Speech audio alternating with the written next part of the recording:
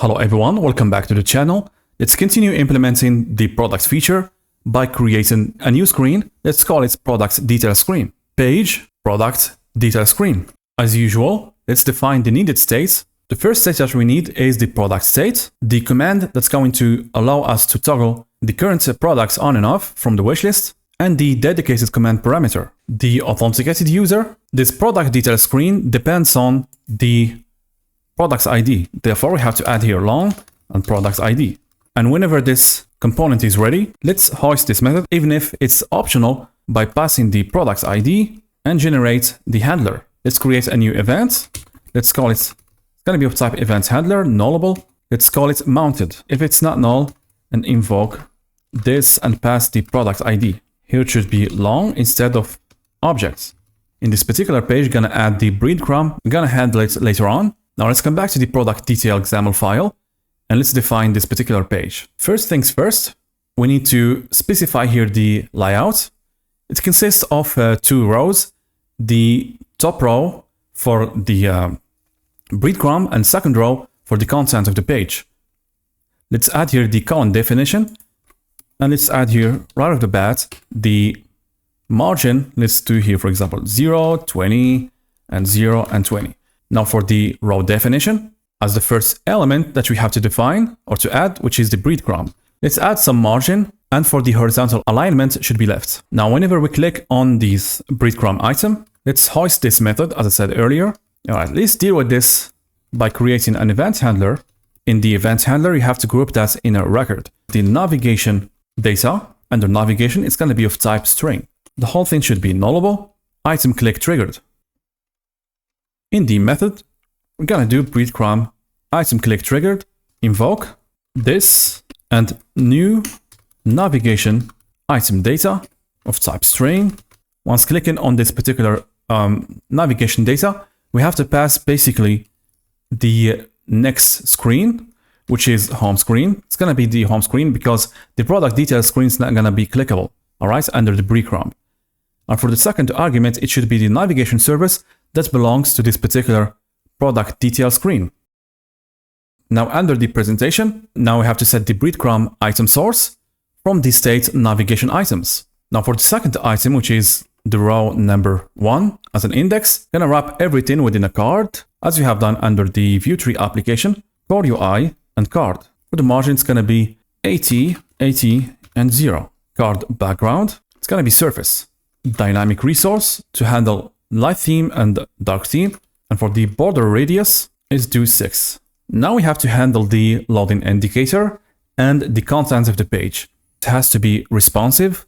Therefore, we have to create a loading indicator. If you want to keep it simple, just use a circular progress indicator. However, if you would like to keep it consistent as the Vuetify application, we have to do it with the same manner using the skeleton loader. In this particular user control, there is nothing to be done under the code behind. I'm going to use the library responsive grid. We have to mimic actually the layout of the screen. The first element, which is the skeleton that has to represent the carousel. And it has to be responsive. It's going to occupy the half of the screen whenever it's medium. And for extra small, it has to be 12. And if it's large or extra large, it's going to occupy the half of the screen by doing RG and the responsive grid. And for the value small, it has to be 6 and above. All right. For the value small or the media query small and above, it has to be 6, basically occupying the half of the screen. And for the small screen, it has to be 12. Extra small screen, sorry, it has to be 12. All right. And the border radius, we are interested in the left corner and the bottom. All right. It should be here extra small. Here's going to be border radius. And now for the other half of the screen, I'm going to represent this under using a grid. And basically this grid, it has to be responsive. Let's add a margin, small and extra small. It's going to be the same thing as here. Within, we have to place some skeletons in a vertical sequence by using stack panel. Section is going to be responsible for the title. Let's just do width 200. Everything has to be centered horizontally. Let's say for the price, a little bit smaller, 100, and 200 for the detail and whatnot. And for the, I don't know, perhaps the category, let's do just 200. And for the button, it's gonna be in the center. For the border radius, let's do 6. Now it has to change according to the screen. Large screen is gonna be set to left. And for the target property, it has to be horizontal alignment. Now we have to use the responsive core UI, which is media query. Here it has to be left. And for the target property, it should be the horizontal alignment. Large screen is gonna be left. And for the small and medium screen, it should be centered. And that's all for the loading indicator. Let's come back to the product detail screen and use this loading indicator. Now for the visibility, it should be visible when the page is not loading. Therefore, we have to use the Boolean to visibility converter. And here it should be visible according to the state that is page loading, and the relative source here, it has to be page instead of user control, which is very important. And for testing purposes, let's add the automation ID from the constant file loading indicator. Now, if the page is ready, we're going to show the content of our page. Let's wrap everything within a grid. And again, we have to use for the visibility inverse converter. Now inside, we have to do our layout. Gonna wrap everything within a stack panel first, and we have to use the responsive grid from extra grid.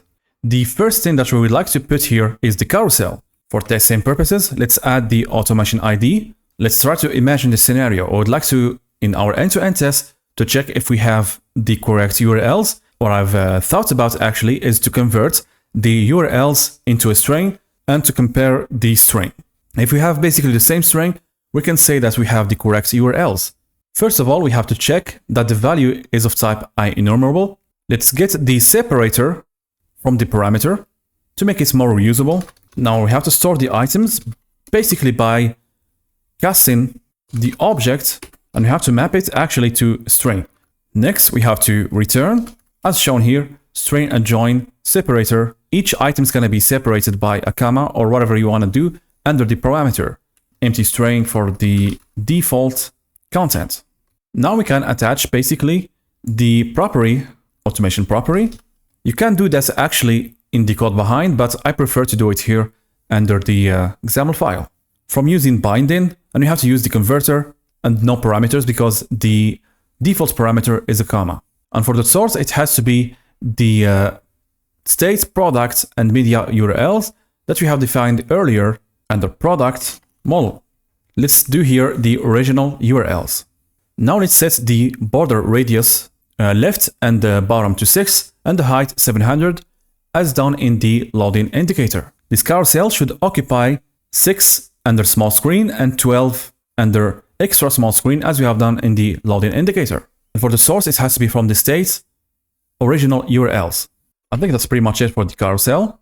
Now for the other section, basically for the text and the title and whatnot. Let's wrap it within a grid.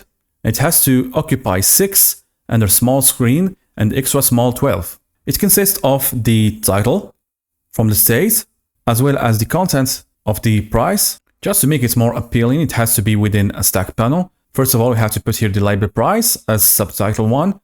And for the content, let's use here instead of this format, let's use it from the string resource.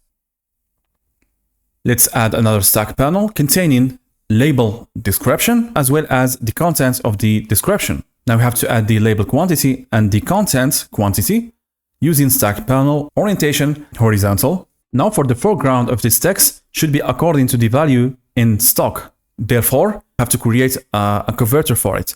I'm gonna base it on the quantity, and the name of the converter, let's call it quantity to brush converter. It's gonna be under util converter. First of all, let's set the parameters for this converter. In other words, once the product is in stock or the quantity is greater than 0, we have to set a brush. And if it's 0, we're gonna set another brush.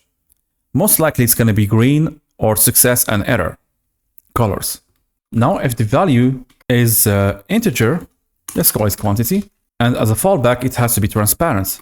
Here we have to return is greater than 0. It's gonna be in stock brush. Otherwise, it should be out of stock brush.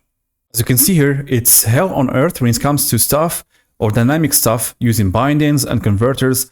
It's kinda annoying, to be honest. I really don't know why they haven't added a directive for if statement as done in Vue application. Since they have done here the loop using item controls, if only they have done something like if and whatnot, it's going to be very easy for us to do dynamic stuff and to get basically rid of the converters. And you have to use the quantity to brush converter. Now for the label, it's the same thing. If the product is in stock, we're going to assign the label in stock, otherwise out of stock. Therefore, we have to create another converter for this. With the same principle, we're going to attach some properties or parameters to the converter. By default, it has to be in stock or out of stock. For the out of stock, we have to assign it from the string resource. Likewise for the in stock. Let's use it here. Let's finish this text block first of all to add the text from the binding as well as the automation ID. Now for the other text, with the same manner, you have to use the converter, quantity to stock label converter, and the dependency is the quantity. All right, let's fold this section and this section.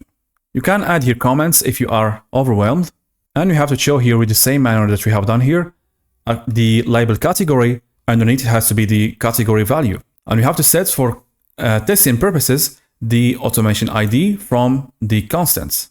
Nothing substantial. Now for the toggle button, you have two options actually, custom button or just to implement it here. I don't want to have to deal with the headache of dependency properties and hoisting the states or perhaps and hoisting even the commands. I'm going to use this directly here. Even it's going to be very hard for us to maintain, but I don't want to do this kind of approach in order to keep my sanity. We're going to add a button. Let's set here the automation ID for the width 250. For the margin, let's do the bottom margin 20. For the horizontal alignment should be left, and for the vertical alignment should be center. Now we have to add, as we have done earlier, the query for responsiveness targeting the property horizontal alignment. For extra large, left as well as large. For medium and small, it has to be centered. For the command, it has to be from the dependency property.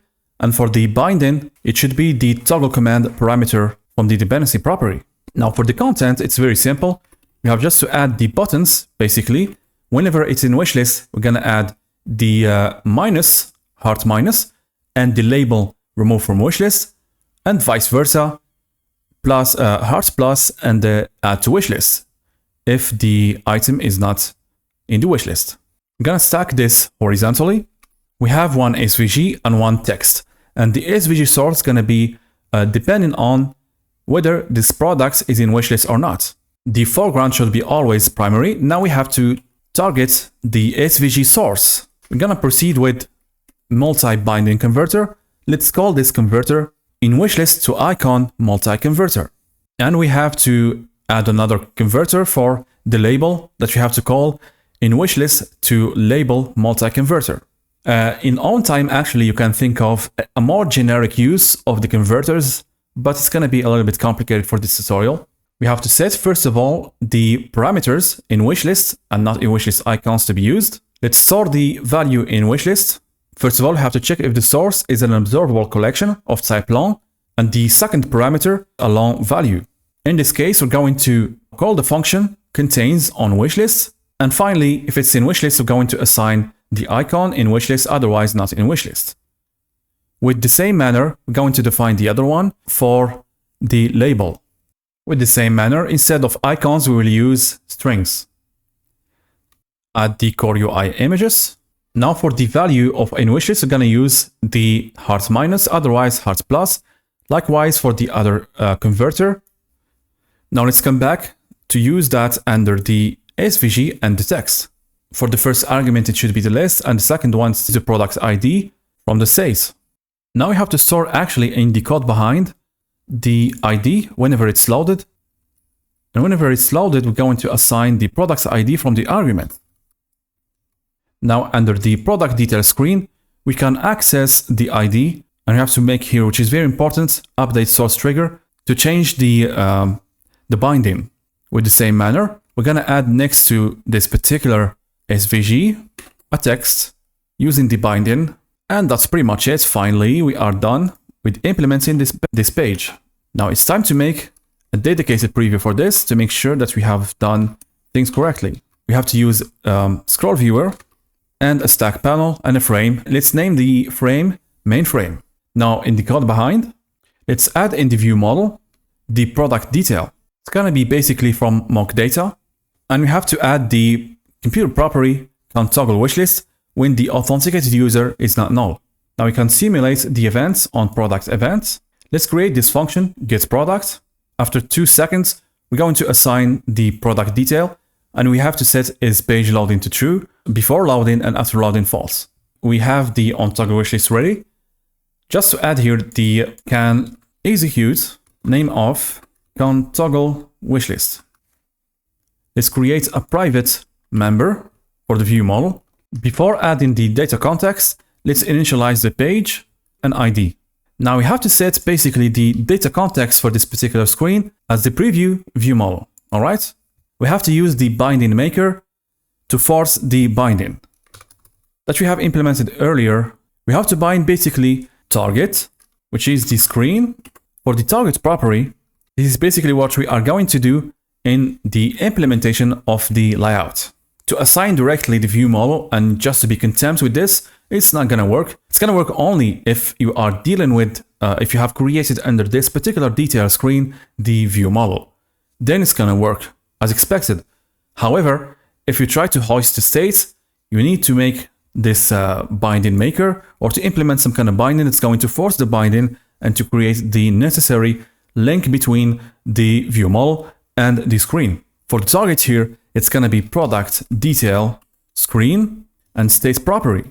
For the source, it is the view model. For the source property, it is the name of, instead of hard coding the name, view model and p state.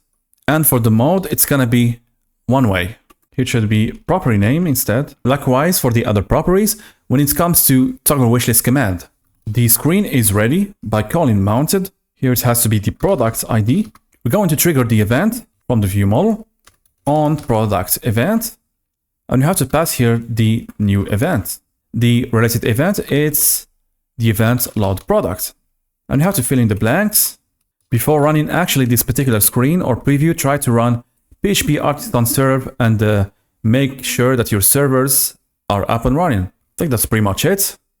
I'm gonna fold this section. Now, whenever we are clicking on the breadcrumb, let's just show a message, breadcrumb clicked or something like this. We're going to navigate to the screen. Add this to the window. Copy this. Finger crossed, let's run the preview. All right. Let's see, open detail screen preview.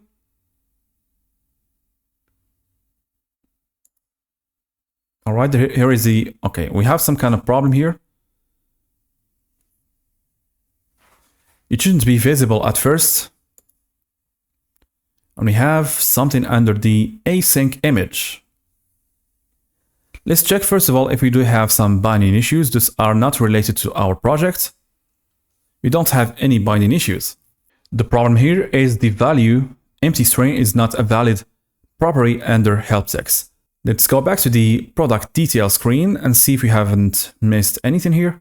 In my opinion, I think it has to do with some timing issues. Let's move this is page loading here, and under the carousel, more specifically in the network image, where we have set basically the help text.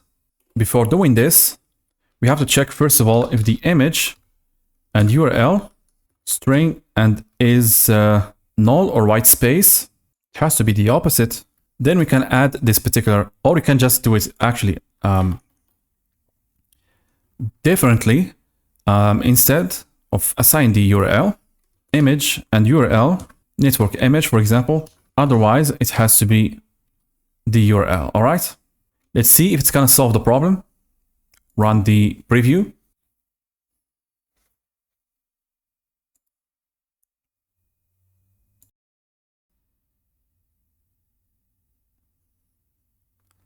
Now, the user is not authenticated yet. Therefore, if we click on this particular section, we don't have, we cannot toggle this on and off. Clicking on this to toggle or to navigate back home, you have clicked home and we have successfully set the navigation data. Now let's see the responsiveness, which is very important. Now under small screen, it's... All right, I thought that, oh my God, all right. We have the same error here. It didn't help.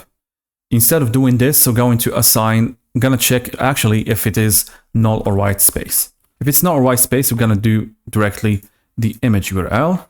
Otherwise, async image. Let's run the preview.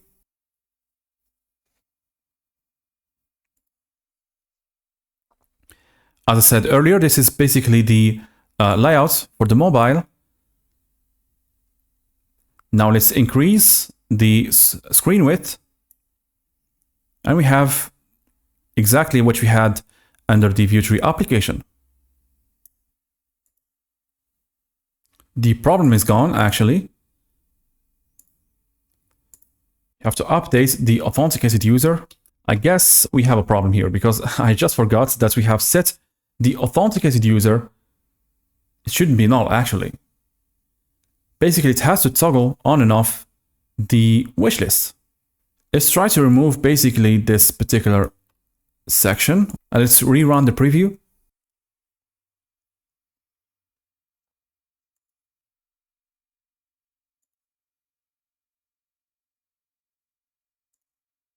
I think it's something here under the binding.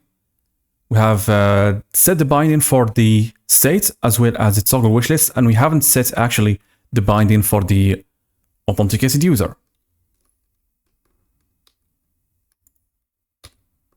And we have to set actually command parameter from the product's ID. All right, in the view model, let's check if the element exists. Otherwise, we're gonna add it to the list and change the authenticated user. Instead of using a normal property here for the product's ID, we have to use a dependency property. Let's change it to a dependency property. All right, hopefully it's gonna work. Let's run the preview. If we have this product under the list, or we have seen at first that we have to remove the products from the wish list, which means that everything is working fine. Here we go.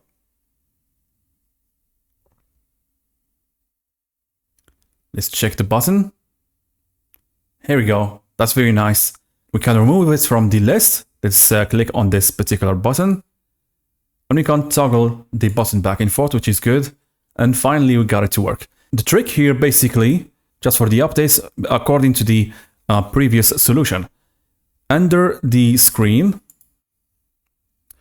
instead of a normal property, it has to be a dependency property. All right, that's the first thing.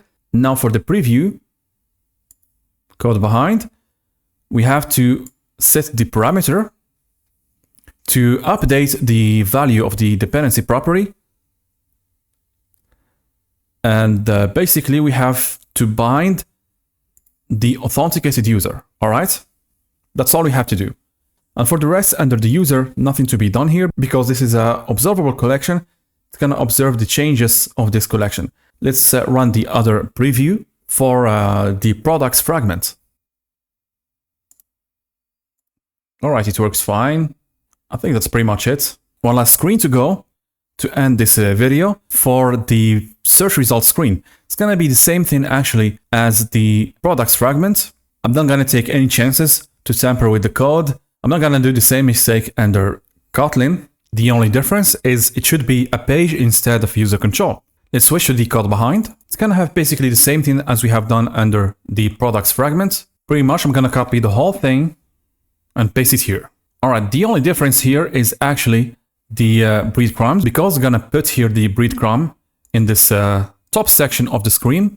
We're going to start by adding 2 rows under the row definition. The first row consists of the breadcrumb and the rest for the grid layout. Everything within a grid. We have to add the loading indicator. And let's register all the needed converters. The next element should be the warning message. Whenever we have empty results, we have to show a warning message. Therefore, I'm going to add this underneath this component. I'm going to add here all the needed namespaces. However, we have to control the visibility of this warning message. The visibility of the warning message should be according to the state. The page should be visible, and we have to check if the products is empty. Therefore, let's create a converter Let's name it empty search result to visibility converter. If the length is not equal to 2, we have to make it invisible. Next, if page is not loading, we have to hide basically the container. Now, if the list is not observable collection or is null, we're gonna make it invisible at the end. If the page is not loading and the count is 0, we have to show it, otherwise it has to be invisible. All right, now it's invisible. After the warning message, I'm gonna put the rest of the components for basically the item control, for the grid layout, as well as the pagination components. However, we need to control the visibility of this items control depending on basically the page is loading, and the list should not be empty. If the list is not empty, in this case, we can show the grid. Otherwise, if the list is empty, we're not gonna show it. Therefore, let's create a multi-binding converter. Let's call it, for example, ready products to visibility converter. With the same manner, if the values or the number of parameters is not 2, we're gonna hide basically this list. And if the page is loading or not Boolean, the grid should be hidden. And if we don't have an observable collection and the products is null, we're gonna hide basically the items control. If the page is not loading and the count is greater than 0, we're gonna show the items control, otherwise it's gonna be collapsed. As I said earlier, the visibility of this items control is depending on the state is page loading as well as the products. Let's use the multi-converter. The first binding or the first parameter is page loading and second one is product. Now for the event, learn more button click on learn more button click. I think that's pretty much it for this screen. Let's make a preview for this particular screen to make sure we have done it correctly. It's going to contain only the frame as we have done earlier in the product detail. Now in the code behind, let's add the observable property and the preview view model. By the end of this tutorial, this preview view model is going to be unmaintainable. And under product event, let's implement the event. Let's create this method. It's going to be very simple. First things first, we have to set is page loading to true and to initialize the breadcrumb items. Next, we're going to use the search pagination response from the mock data to filter the lists. And finally, after 2 seconds, we're going to assign the new list and its page loading to false. Let's add this particular preview to the list of previews, product search results screen preview, and we have to add the button here. Now under the code behind, we have to add the view model to be added as the data context of the screen product search results screen. After initializing the window, we have to change the search value or the search query to S, for example. Next, we have to create the screen and set the data context to view model. Keep in mind that the product search results screen depends on the search query. Hopefully, we don't have to create another dependency property for the search query. Now let's come back to the preview.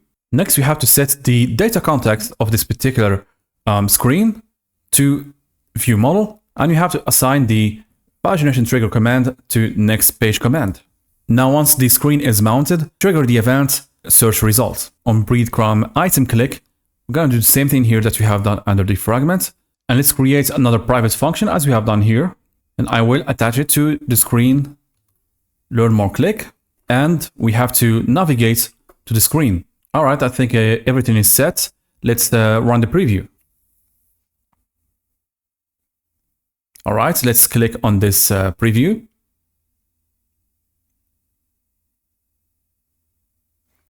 All right, we have some binding issues. In the view model, we have p state. All right, to delete this data context, let's check if we have something else. All right, this as well. We have to remove everything that has to do with data context. We have to add basically the same thing that we have done earlier under the product detail screen to create an explicit binding as done here. Create a new binding for the state, and you have to attach it to p state from the view model, preview view model. The same for the authenticated user and the toggle wishlist command property. That's pretty much it. Let's run the preview, and it has to work. This binding maker is a lifesaver. Open the preview. Here is the loading indicator. It's working fine. Let's toggle on and off. It's working. Click on learn more. Everything is routed correctly. And do not forget, actually, in the view model, to set right off the bat, to change the state is page loading to true, and to initialize basically the products to empty array. Why, you may ask? Because in the preview view model, once the view model has been created, it's going to initialize the data and it's going to assign some products to the list. Let's run the preview and to check once again if we have the matching products.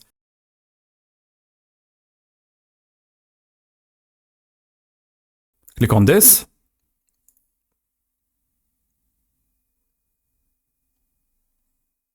All right, we have the necessary, the related products, just 6 from the search query, which is what we want. All right, let's close the window, open this. Just want to make sure that everything is working fine. Remove and add, great. And open products fragment. That's pretty much it, and that's gonna wrap up our today's video. It has been a long video actually, because it's not pretty straightforward to handle this under WPF. For the next video, we're going to implement, as I said before, the search input, and we're going to make the integration test for the products view model. I hope you have learned something new, and I hope you are not tired of this WPF stuff. See you in the next video, and happy coding!